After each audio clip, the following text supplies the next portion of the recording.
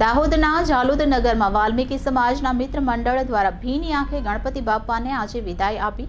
ઝાલોદ નગરમાં શ્રીજી મહોત્સવની ધામધૂમ વાજતે ગાજતે ભવ્યથી અતિ ભવ્ય વરઘોડો કાઢી વાલ્મીકી સમાજ દ્વારા સમગ્ર ઝાલોદ નગરના વિવિધ રાજમાર્ગો પર ઢોલ નગારા, ડીજેના તાલ અને ફટાકડા ફોડીને ગણપતિ બાપાનો તમામ વિસ્તારોમાં વરઘોડો કાઢ્યો હતો.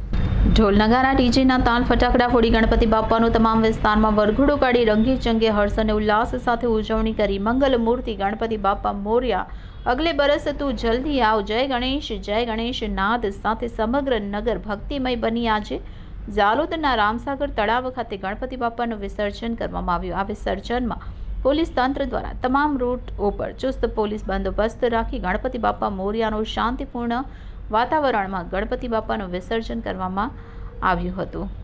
રામસાગર તળાવમાં વિસર્જન કરવામાં આવ્યું હતું. Reporter Kishor Dabkar, City Golden News, Jhalod.